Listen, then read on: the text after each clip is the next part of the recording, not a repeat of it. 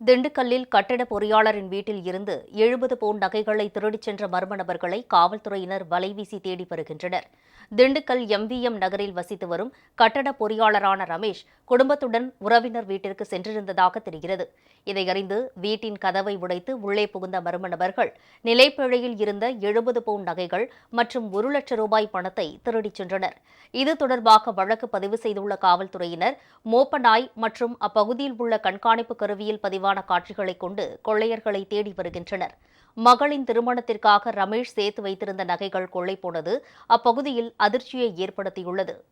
இங்கே எம்எம் நகர் 5th cross ஸ்ட்ரீட்டில் இப்போ ஒன்றரை மாதத்துக்கு முன்னாடி தான் குடி வந்தாருங்க ஈரோட்டில் இருந்து. நவம்பரில் கல்யாணம் பொண்ணுக்கு அவங்க அதுக்காக வச்சுருந்த நகை ஒரு 70 பவுனும் செலவுக்கு வச்சுருந்த 1 லட்சமும் நேற்று நைட்டு திருட்டு போயிருக்குங்க. நேற்று மதியம் அவங்க மச்சனை வீட்டுக்கு மேட்டுப்பட்டிக்கு போயிருந்துருக்காங்க.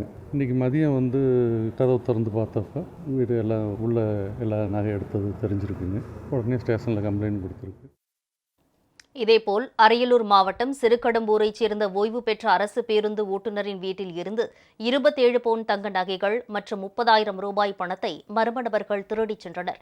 இது தொடர்பாக தடயவியல் துறையினரின் உதவியுடன் குற்றவாளிகளை இரும்புலிக்குறிச்சி காவல்துறையினர் தேடி வருகின்றனர்.